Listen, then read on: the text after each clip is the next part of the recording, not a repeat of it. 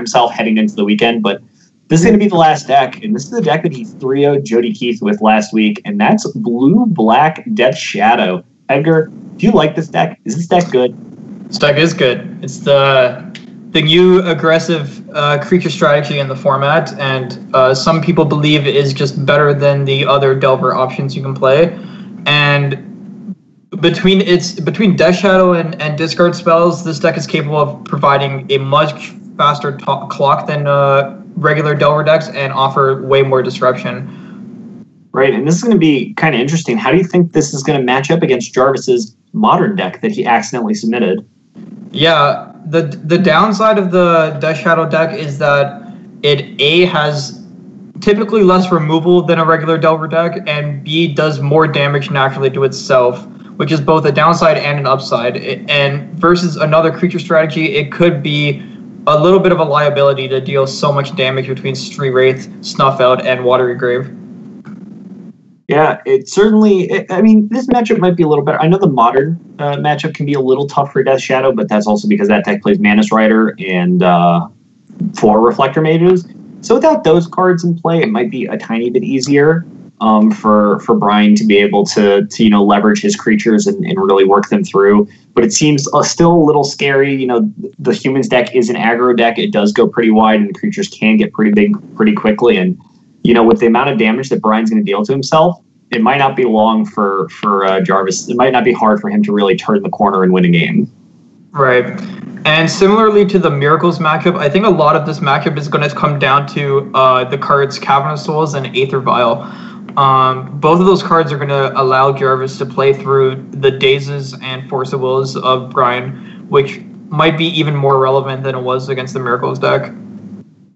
Yeah, absolutely. And this is going to be really tough. And this is a matchup where Brian, with 1 land on the draw, might be pretty dangerous against Jarvis, who's a Wasteland deck. And Jarvis is not just a Wasteland deck; it's a Wasteland deck that can really take advantage of Brian not having anything in play. So this is going to be kind of interesting to see what happens. Jarvis did win the die roll. We are going to see a turn 1 Aether Vial here, and without a Force Will, Brian is just going to have to let that go.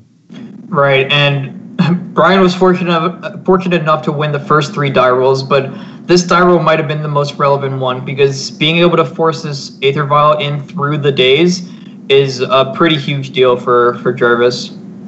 Absolutely, and with a Wasteland in play and Aether Vial on the field, I really wouldn't be surprised if Jarvis goes ahead and takes this Wasteland and goes ahead and tries to shred what BBD has on the field, and it looks like that is what Jarvis is going to do. And with Noble Hierarch in play, and it's going to be pretty solid here. Looks like the Delver Secrets did not flip, though, but if you're Brian, you're hoping that it didn't flip because you're seeing a land.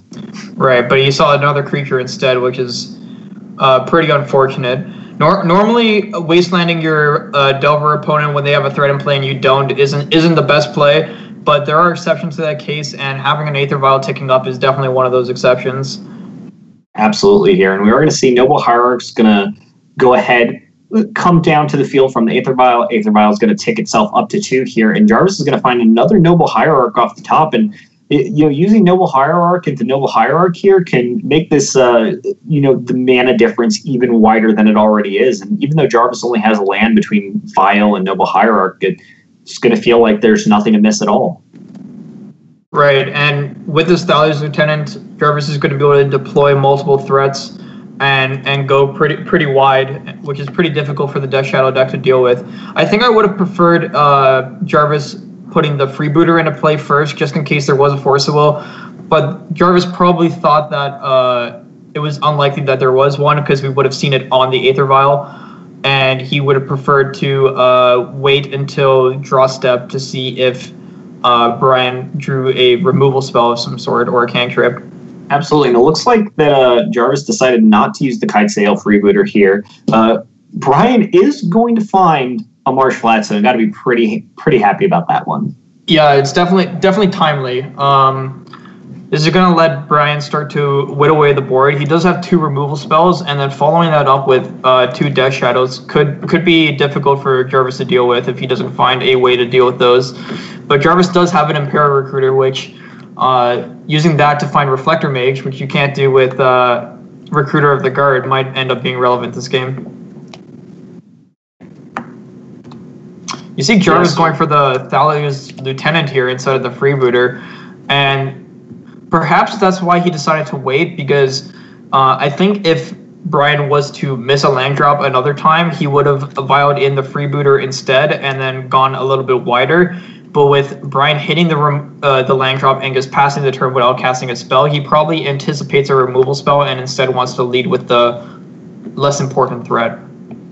Right. The other option is because Jarvis's hand actually is a little weak in terms of, the kind of creatures that are available. Because of how weak the creatures are, it's possible that putting the Thalia's Lieutenant into play, following up with a Kitesail Freebooter, means, it's pretty possible for, Jarvis to be able to go wider with a bunch of 2s and maybe be able to pick out BBD and not really so much worry about, like, one singular Death Shadow. Right.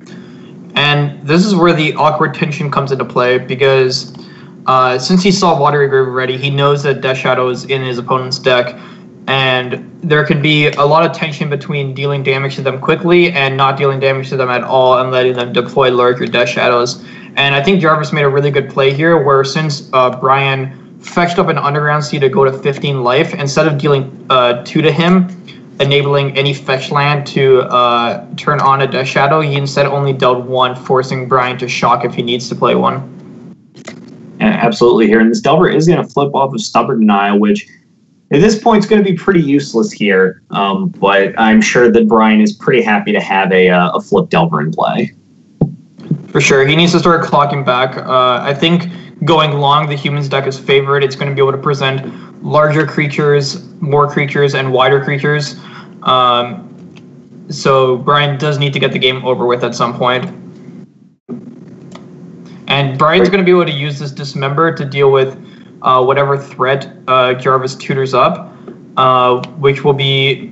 Oh, Palace Jailer is a good one. Palace Jailer is fantastic here.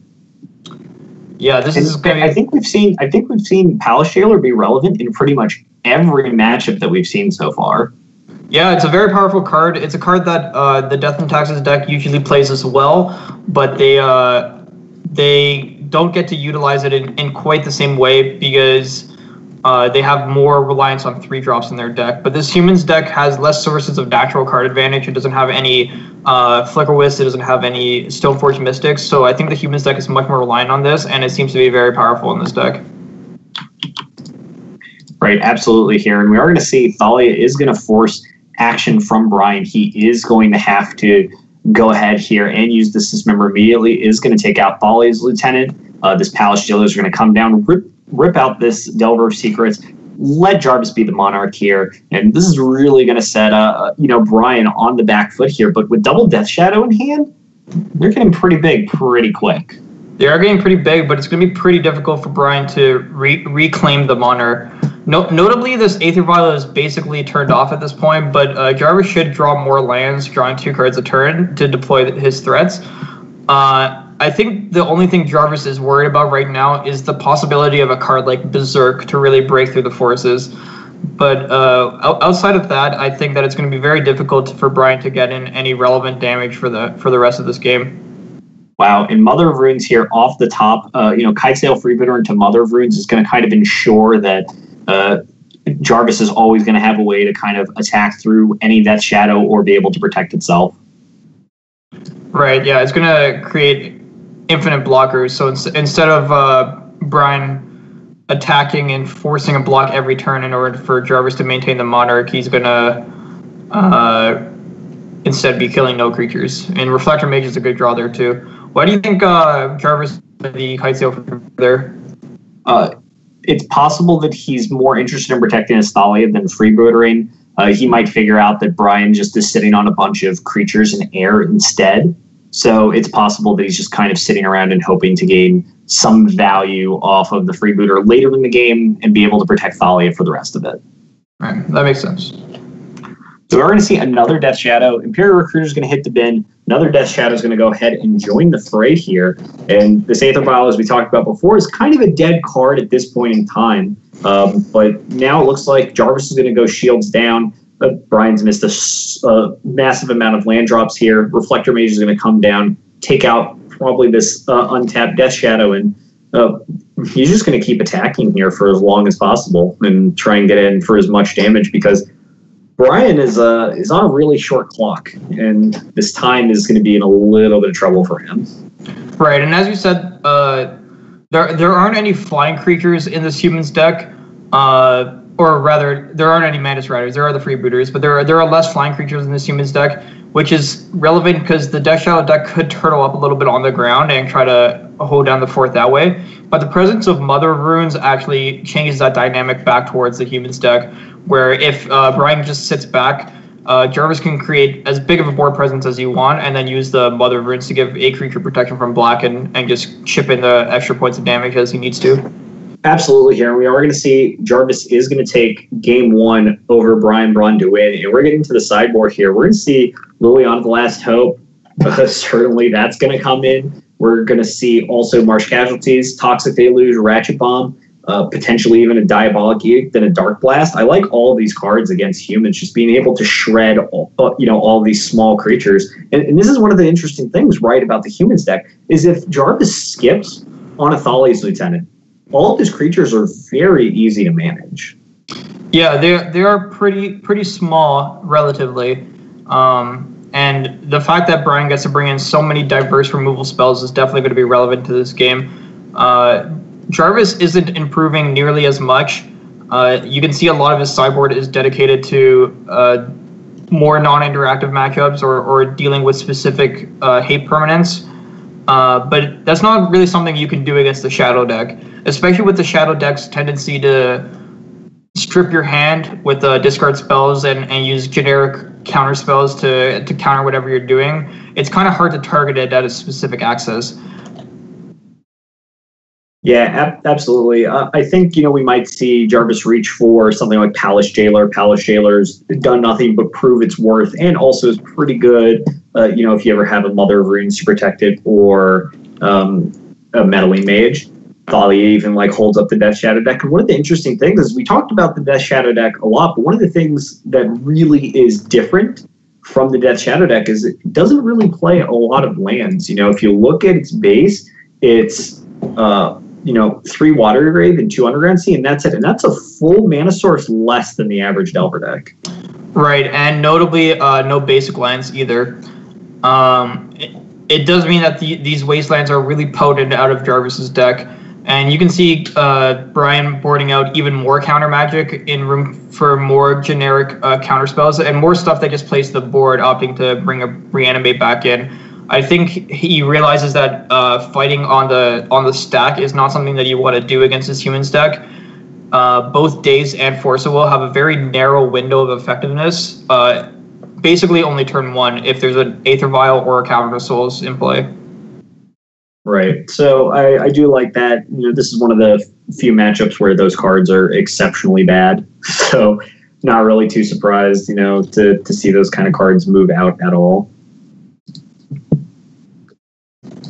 Brian with a pretty decent hand. He has 2 mana sources, which is relevant against the Wasteland.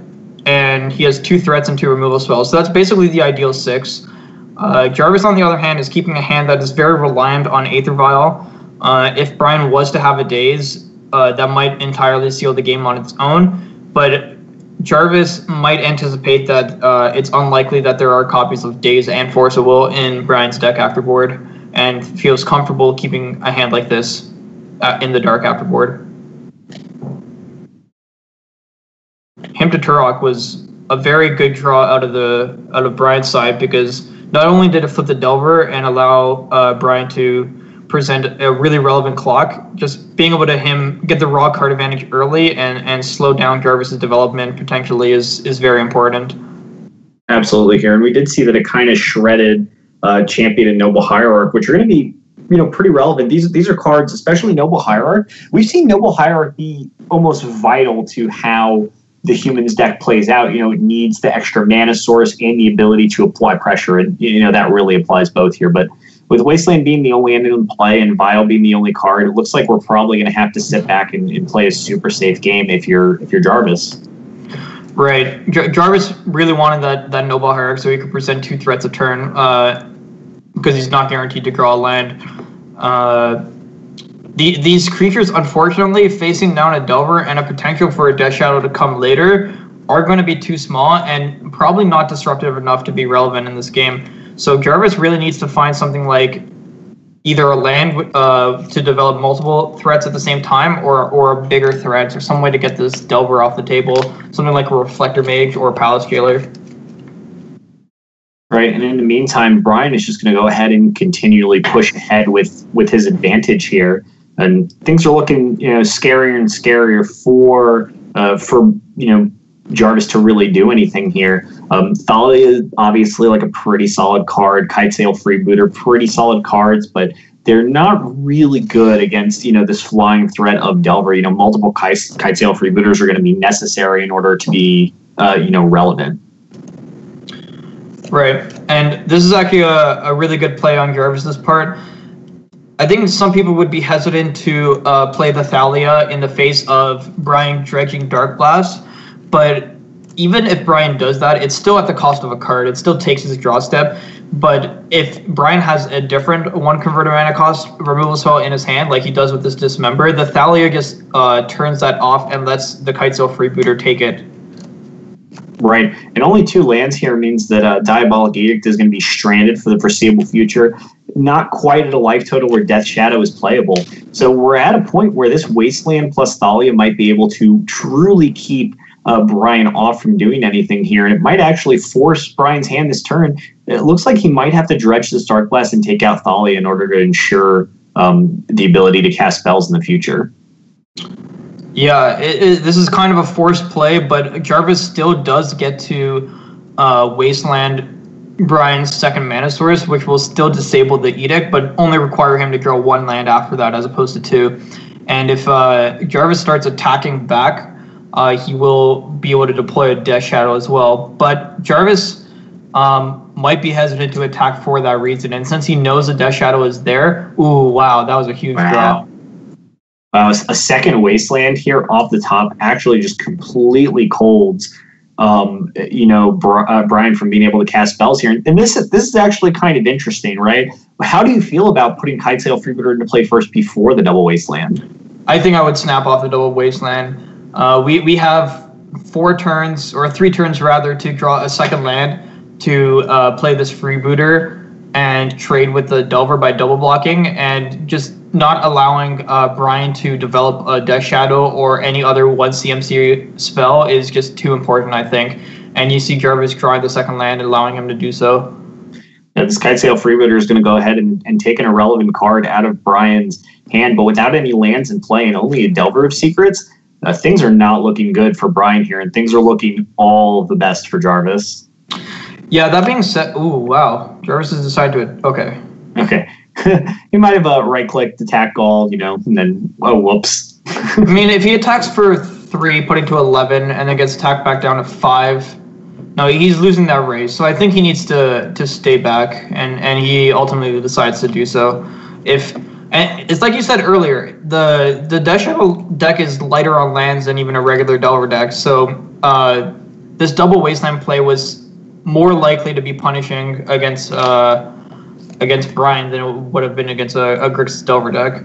Absolutely here, and we're going to see Horizon Canopy off the top, going to cycle into a Thalia here, and we can just, there's so much pressure here for Jarvis on Brian that Brian is on such a back foot that he can't even attack with this Delver here, and since there's so much time available for Brian, he just doesn't need to really make any sudden movements. He can kind of take his time, set up the board state, and put himself in a position where he's going to certainly beat Brian down. Wasteland off the top is a nice land, but not really what Brian was looking for. It will, however, take out this unclaimed territory on Jarvis' side, and that's going to prevent him from casting any 2-drops here.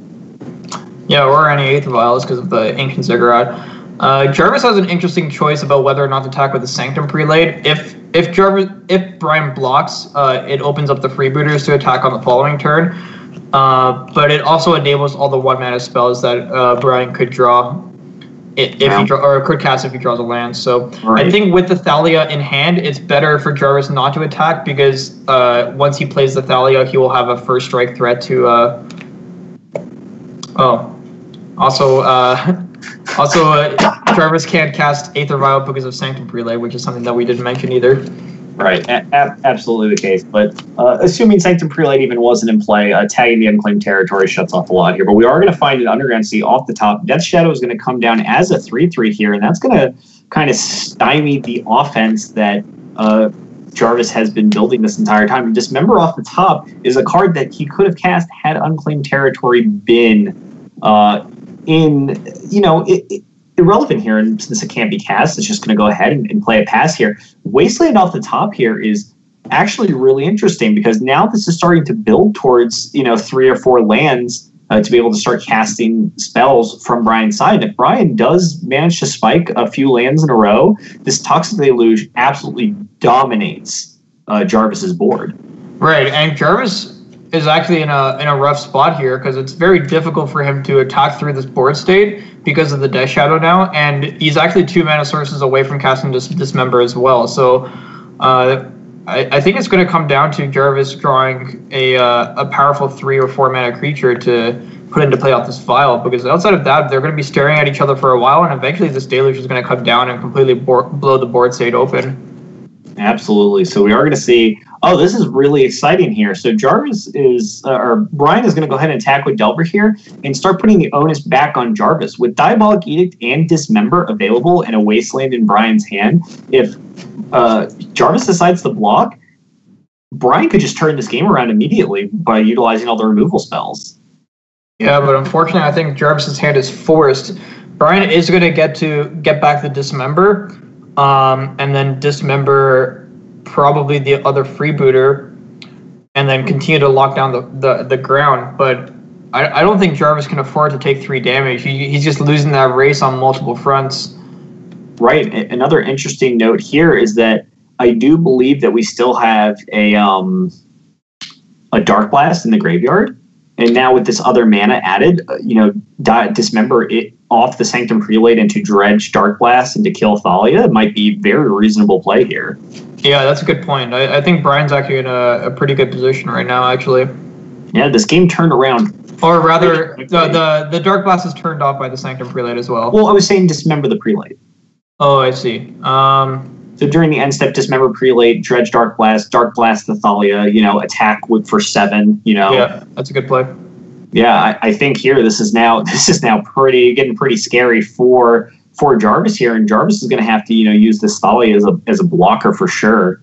So I am pretty excited to see how Brian goes ahead and takes his turn. It looks like he did dredge the Dark Blast here, and I'm as we just talked about, I'm not super surprised at that.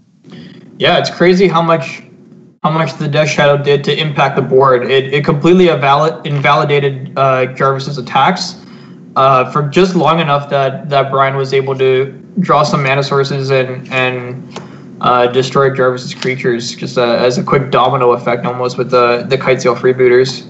Yeah, absolutely here. And Jarvis is going to go down to 1. This Dismember is now completely shut off in his hand. It's just essentially another dead card alongside this Aether Vial here. And Mother of Runes off the top is maybe a little too late at this point here. We are going to have to play this game where, take things super slowly and try and block and try and find a Reflector Mage here. But it looks like the Dredge is going to happen again. Dark Blast is going to take out this other Thalia. Death Shadow is going to crash in for 7, and Jarvis is forced to block or lose the game here. And it looks like this Kitesail freebooter is going to have to eat it. Yep, Jarvis is just hoping to draw a Reflector Mage on this turn, I believe, and he did not. Thalia's Lieutenant here is not going to be good enough here. And Braun-Duin coming back in a game that did not seem very good for him by any stretch of the imagination. We're going to get a game 3 out of this.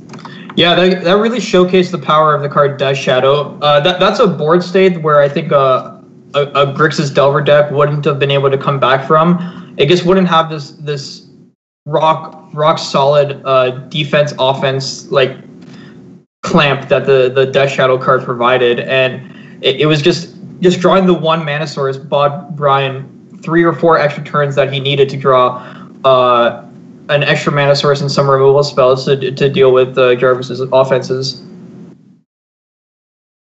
It doesn't look like either of them are anything up. Brian's boarded out dazes on the play already, and they're even worse on the draw. So I don't think he's going to change anything going into Game 3. No, I'm pretty excited that, we do have Ratchet Bomb. Ratchet Bomb is actually, maybe a little slow, but potentially very devastating here. And since I don't think Jarvis saw it, he might not be thinking to play around it at all. Right. It's akin to an engineered explosives type effect, and since the human deck is so centered around 1 and 2 mana creatures, it can even just getting 2 or even 3 permanents off the battlefield at the same time, where the shadow deck otherwise can blow open a game. Absolutely. So we're going to see a turn 1 Aether Vial here. That's going to be one of the best things for Jarvis here. He's just able to really make a lot of use out of it. We are going to see Hypnotorok, Thoughtseize here. It's possible that Brian could really just shred apart Jarvis's hand here, and it looks like that is what is going to happen. Thoughtseize is going to go after Jarvis here. What are you taking, Edgar? I think I'm taking Kitesail Freebooter. Jarvis has 2. Oh, it's tough actually, because Jarvis could develop both 1 CMC spells, and then the Dark Blast won't be able to hit it. But if he instead develops the Kitesail Freebooter and one of the 1 CMC spells, it could stifle Brian's development. So I think taking the Kitesail Freebooter overall is better, and just accepting the fact that we're not going to be able to Dark Blast this Champion of the Parish. Right, we're going to have to snuff it out instead, which still might be fine. Obviously not the most exciting, but still pretty reasonable. And we are going to see here what I'm pretty sure is a really common play line in Modern is Thalia's Lieutenant and trigger on the stack, put this Champion of the Parish into play. Right, that's going to provide Jarvis with 2/2 bodies that are both threatening to get larger, which will pretty effectively play around with what Brian has in terms of removal spells. That being said, if Brian draws a land on this turn and is able to him Jarvis's last 2 cards, he'll be on empty, and he'll be relying on the top of his deck. But Brian missed. It looks like he did miss here, and that is a pretty bad spot to miss. And obviously this, kind of thing happens with Death Shadow a lot. Certainly it works, pretty effectively on, a couple lands, but really drawing that second land has been nothing short of absolutely vital in a lot of these games here. Now, we've seen Brian work his way out of this kind of game before, but, this is going to be a tough spot. What is Brian going to do? And it looks like Snuff Out Thalia's Lieutenant is going to be the start here, which is going to give this Death Shadow just enough life to be able to come in as a 2/2. Right. This is good because it's going to lock up the ground.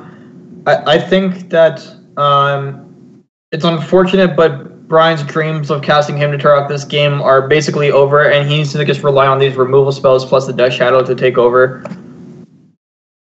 Yeah, absolutely here. So this will be kind of exciting to see how the next couple of plays go. And Thalia's Lieutenant here is a huge bonus. Yeah, that was a really big draw. I'm interested to see whether or not Jarvis is going to attack this game, and he actually opts to. It's going to be pretty difficult for him to attack on following turns now that the Death Shadow is an 8/8, but it's also going to be difficult for Brian to attack back because there's just so much threat of damage on the way back. And another benefit of attacking is that the fact that Brian already has an Underground Sea in play means that he's more likely to draw on Watery Grave as a mana source, which will be harder to deploy untapped if he's at a lower life total.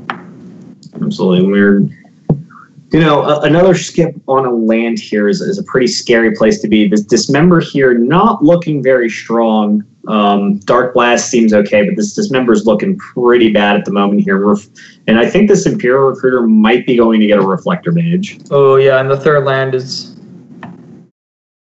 might seal the deal. Third land, this there's already the Noble Hierarch, right? Yeah, so it's just like, I think this is a pretty dangerous spot to be in. I'm pretty interested to see how this turn plays out here. But this is I think missing that land drop might have been it for him this time. Yeah, it looks like it was a little too much, and Jarvis drew a good mix. Brian not being able to him was a big part of the game. I think if he himmed those 2 creatures, he would have been in a much better spot, obviously. But as it stands, this Imperial Recruiter tutoring up, probably the most powerful card in the matchup, is just going to prove to be a little bit too much. Because I believe he's going to take lethal this turn. Yes, I believe this champion of the parish is more than big enough to go ahead and take out this Death Shadow here. We are going to see Dark Blast go ahead and eat the Thali's Lieutenant here, but this Reflector Mage looks like it's just going to go ahead and go right through. And without a Daze, even if Daze was in Brian's deck, it would not be good enough here with the Noble Hierarch in play. So Reflector Mage is going to take out this Death Shadow. And we're going to see Jarvis win 3-1 over Braun-Duin. He's going to take the world champion out of the Legacy Premier League. And that's it for Brian. Congrats to Brian. He got 4th place in this tournament. Pretty good showing. I think the last couple of times he's played this, he didn't do very well, so pretty solid. And Jarvis, once again, has found himself in a spot where he might just be back in the finals for the 2nd year in a row. Right, and that was a really good showing for the Humans deck too, which hasn't proven itself in Legacy yet, but perhaps is still underrated. There was a lot of versatility in Jarvis's threats, a lot of options, and the power of Palace Killer and being able to find it and all the hate bears just proved to be too much for multiple decks in the format. So good showing for that deck too. Absolutely. So I'm pretty interested to see what shakes out in this tournament. There's only 3 people left, Edgar. We have Brian Cook in the grand finals, and he's going to await the winner of myself versus Jarvis Yu, and that's going to be next week. So over the next 2 weeks, we're going to be wrapping up this tournament. This tournament's coming to a close, and I just say we've had some really exciting matches, and I'm really looking forward to the next couple of ones. I got to see if I can take out Jarvis. My showing was not very good against Brian. I got to tell you. You've been an underdog this entire tournament, and you've been proving people wrong. So yeah, you still got it. Yeah, it's definitely been a lot of fun. Really interesting. I'm going to be playing some Legacy this weekend at SCG Baltimore. I know, Edgar, you might be going. I'm sure Jarvis is going. Jarvis loves some Legacy. Oh, yeah. So, this is going to be a really exciting tournament coming up this weekend. But for the Legacy Premier League next week, me versus Jarvis Yu. Best of 5 matches, and this is going to be a good one. We got to see. We've had some really interesting deck choices from all the players, playing a lot of mind games. So it'll be, we'll have to see. Can I take out Jarvis Yu, or will Jarvis Yu take me out and advance to the grand finals? And that'll be really interesting. I think the one big note here that's really interesting is whoever wins in the losers finals, they can't just win one best of 5 against Brian Cook. Brian Cook made his way to the grand finals, and he only needs to win 1 of 2 matches, where the loser would have to win 2. So I'd be really interested to see what actually shakes out. Yeah, Brian's in a good position, but I mean he's gonna have a worthy opponent either way. So we're gonna have to see if you're able to best Jarvis, or if Jarvis is gonna beat you, and how he shakes out. Yeah, so I'm gonna be really excited. I'm gonna be putting a lot of work. I know Jarvis has a pretty wide range. I've seen him play some wild decks in the past. He streams a lot, and I know he was playing this Young Pyromancer Stoneforge deck with accumulated knowledge. That was pretty exciting, pretty interesting. I've seen him play Miracles. We know Bryant has a range. It goes Eldrazi in the Epic Storm. These are the only 2 decks. Oh, and Miracles. Those are the 3 decks that Bryant knows how to play. So it's pretty exciting, because there's one of the things that I really liked about this league is a lot of these players have really gotten to show off their range here. It's been not super easy to predict what everyone's playing, but even if you did predict, it might not even be good enough. But I do want to take some time to thank our sponsors. Thanks for Card Hoarder for making sure that we can do this, making sure that they lend us cards, making sure that they've donated some prizes to us. Thanks for Cardboard.live. They're sponsoring us, but you can also use their applications on either side of Twitch streams. You can see the deck list at any point in time for our 2 players. And I'd also like to thank the Epic Storm. That's Brian Cook. Brian Cook is obviously sponsoring the stream and getting whitelisted. That's how he's made his way to the grand finals. As you can tell, that's a big part of sponsorship. And I'd also like to thank MTG First. So if you're ever in the Baltimore region, MTG First is one of my favorite stores to go to. They support everybody. Jason is one of the best store owners that I've ever had the pleasure of interacting with, and he's really great at taking care of people. But this has been really exciting. Edgar, are you tuning in next week? Oh yeah, I'll be there. I'm excited to see what happens as well.